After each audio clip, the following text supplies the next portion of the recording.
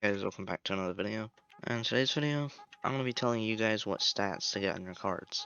So since I haven't told people this in a while, I've been getting asked about it a lot, so I decided to make a whole video on it. But anyways, it kind of depends on what card you have. And not like, oh, Naruto card's different from a, I don't know, power card. No, all mythic cards, all legendary cards, all epic, rares, commons, uncommons, whatever. All of them are the same. It's just when you rank up in a card, a legendary and a mythical, there's a difference between those. And that's what I want to talk about first, because a lot of people don't understand that. There's no difference between a Gear 5 Luffy card and a Kokushibo card. They're both a mythic card, they do the same thing, give you the same stats. All of them are the same, so don't worry about getting a specific mythic card. Just get whichever one you like the most. Personally, I like collecting limited ones. I have like one of every limited card right now. Even Mega Man cards, which I actually have an extremely rare type of Mega Man card, unupgraded ones. Anyways, if you're gonna start out with legendaries, a lot of people might go back and accidentally watch old videos where people say the best stats are crit chance, crit damage, attack, and XP, which is not true. If you watch newer videos, you'll see the correct type of stats, but the correct stats you want to get are crit chance, crit damage, and attack, but you also want to get cooldown reduction. Now, assist cooldown reduction is almost as good as cooldown reduction, but cooldown reduction in the long run is more important. The difference between cooldown reduction and assist cooldown reduction is cooldown reduction reduces the cooldown of your abilities, which your abilities do more damage, and assist reduce the cooldown of your assists. This can be useful for time challenge, but otherwise, assist cooldown reduction is not really too important. But still go for assist cooldown reduction if you have it, it's good. If you have a normal cooldown reduction, it's better. And another thing you want to pay attention to are the type of stats you get. Like, you already know what kind of stats to get, but you gotta pay attention if they're legendary, blue, or gray. Now, a long time ago, we didn't have this. We had to manually go look through the stats, but now they changed the colors on them, so if it's a high stat roll, you get an orange. If it's a mid-tier stat roll, which is basically the same as orange stat rolls, which are legendary, then it's going to be blue. Now, there's pretty much no difference between blue and orange unless it's crit damage, so don't worry if you get blue. But yeah, if you're going to get a mythic card, you're going to want to get crit chance, crit damage, attack, cooldown reduction, and assist cooldown reduction. And another thing you guys want to note is assist cooldown reduction and cooldown reduction are not as important as attack, crit chance, and crit damage. You want to go for damage in this game. That's the most important thing, unless you're doing time challenge. But even for time challenge, you want extremely high damage. Anyways, getting to my point, assist cooldown reduction and cooldown reduction just help you do the same damage but faster, and you only go slightly faster. But there's a difference between like 10 crit chance and 10 cooldown reduction. 10 crit chance can be a lot more useful. Actually, now I think about it, 10 cooldown reduction is probably more useful than 10% crit chance.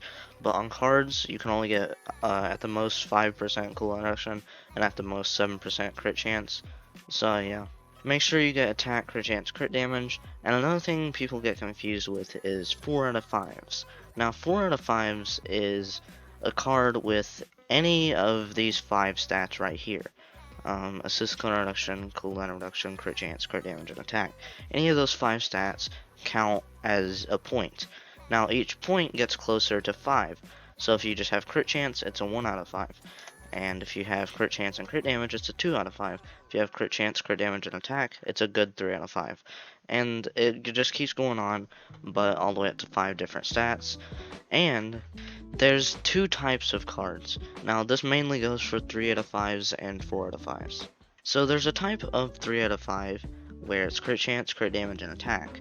And there's another type of 3 out of 5 where it's like crit chance and attack and cooldown reduction. There's another type that's, you know, any one of the good 5 stats. But sometimes there's a bad 3 out of 5. A bad 3 out of 5 is one that has cooldown reduction on it instead of an attack stat, which an attack stat is attack, crit chance, or crit damage. A cooldown reduction stat is Syscall reduction and cooldown reduction. Pretty self-explanatory. But this also applies to 4 out of 5s. 4 out of 5s can have 2 cooldown reduction stats and 2 attack stats, and you mainly want to go for all the attack stats and 1 cooldown reduction stat if you're going to get a 4 out of 5. So yeah, that clears up a lot of things because there's different types of 3 out of 5s and 4 out of 5s. A lot of people get a 3 out of 5 and it'll have cooldown reduction and a Syscall reduction and just crit chance instead of crit chance, crit damage, and attack. It's pretty hard explaining it, but cooldown reduction stats are a little bit worse than attack stats. So if you get a cooldown reduction stat instead of one, it makes it a bad type of whatever card it is. This applies to all cards up to 5 out of 5s. Almost a 1 out of 1 or 1 out of 5 kind of does. But yes, all of this doesn't just apply to cards, it applies to accessories and pets, which with pets, you're going to want to get all the attack stats. Some people go for attack, crit damage, or crit chance, and what's it called? Cooldown reduction instead. Some people just do that. But now we're going to talk about the difference between attack, crit chance, and crit damage. A lot of people ask which one is more important. Now, in my opinion, they're pretty much all the same, depending on what character you are, what character you're using. If you're using Shadow Monarch, you're going to want to go for a little bit higher crit damage instead of attack or crit chance. If you're using Dio, you probably want to go for more crit chance. Any character that doesn't hit multiple times, you're most likely going to want to go for crit chance. If it hits multiple times, then you're going to want to go for attack. Maybe crit chance. No, you're gonna want to go for attack. They're still extremely close, but if you're using a character that gives you 100% crit chance on any of its abilities, then you're gonna want to use crit damage. That's just how that works. Now, in my opinion, attack is probably the worst one out of them all, especially if you have partner, because partner gives you a ton of extra attack. So, or even divine on your assist, which most people do not have on their assist. For some reason, everyone gets divine on Kirito though, and someone should start a conspiracy theory about that. Anyways, I'm trying to think of more things that could be troubling. Oh yeah, other stats that don't matter. So gold, HP, HP regen, XP, all those don't matter. If you get one, don't try and make up stuff like, well, I actually kind of need XP.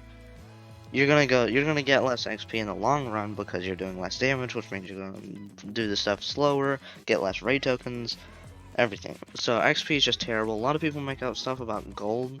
Actually, not really. Some people do. They say like, well, I actually need gold to upgrade my cards. Yeah, but it's gonna be harder to get that gold now. HP and HP regen. A lot of people say that's actually pretty good because, you know, they die a lot.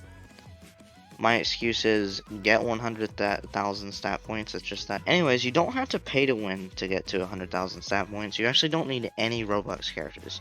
You just need like every limited raid character, most gem characters, and tons of skins, and you can get to 100k. If you guys didn't know, 100,000 stat bonuses has been out for so long, and there's been so many new skins that came out since then. So it's gotten so much easier. Some people are almost at 300k stat points now, very close to 300k. So, yeah, 100,000 is not too hard. As you guys can see, I am missing a lot of raid characters that aren't limited, though. I would not recommend getting shadow characters just for stat bonuses. I think you guys should save, just in case. They might do something with shadow tokens. Another thing people don't realize with stats is stat bonuses are so important. Look at this. Hold on, look at this. 5% crit chance. 15% crit damage, 5% boss damage, 5% attack. That cooldown reduction is terrible. Anyways, all of this is so useful. You're gonna want to get all this, but this isn't how to get good cards. It's just like the good stats. So I hope this helped clear up any questions. If you have any questions, join my Discord server. Once you join the Discord server, which I'm doing a Shadow Monarch giveaway at 5,000 subscribers in the Discord, once you actually join, if you have any questions, just go to the advice channel. Once you're there, you can ask any question about Anime Dimensions, Anime Adventures, pretty much any game. I answer questions pretty much all day, and if I'm not online, there's other people to help that are also like really good. If you stuck around to the end of the video, comment gold. So yeah, I'll see you guys in the next video where I almost say something bad, but I don't. So I'm just silent for the whole video. But no one really cares, because no one watched it. Goodbye.